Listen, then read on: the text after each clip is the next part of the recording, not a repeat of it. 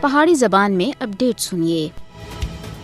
مقبوضہ جموں کشمیر میں تعینات بھارتی فوجیوں کو استثناء منظم انسانی حقوق کی خلاف ورزی کی وجہ بن رہی ہے اور اسی استثناء کی وجہ سے مقبوضہ جموں کشمیر میں ہر دیہڑے کی بنیاد کے اتنے انسانی حقوق کی خلاف ورزیاں ہو رہی ہیں۔ بھارت مقبوضہ جموں کشمیر میں انسانی حقوق کے ہر اصول کی کھلم کھلی خلاف ورزی کر رہا ہے۔ مقبوضہ جموں کشمیر میں سیاسی اختلاف رائے کو دبانے کے واسطے ظالمانہ قوانین کا سہارا کیا جا رہا ہے۔ مودی حکومت مقبوضہ جموں کشمیر میں بھارتی ریاستی دہشت گردی خطرناک حد تک وعدہ ہوا ہے۔ مودی حکومت سن کشمیری عوام دے خلاف دہشت گردی دا راج قائم کیتا ہوا ہے۔ بھارت سن مقبوضہ جموں کشمیر کو دنیا دے سب تے بڑے فوجی خطے وچ بٹا کے دا ہے۔ مقبوضہ جموں کشمیر وچ قتل، منمانی گرفتاریاں، ذلت و تشدد ایک معمول بن چکی ہے۔ بھارتی فوجیاں سن جنوری 2015 تھے، یعنی کہ اس وقت تک 2152 کشمیریوں کو شہید کیتا ہے، 33,150 کو زخمی اور 41,136 کو گرفتار کیتا ہے، جنہاں وچ خواتین بھی شامل ہیں۔ 305 کشمیریوں کو دوران حراست یا جعلی مقابلہ میں شہید کیا گیا ہے۔ شہداء میں 47 خواتین اور 142 بچے بھی شامل ہیں۔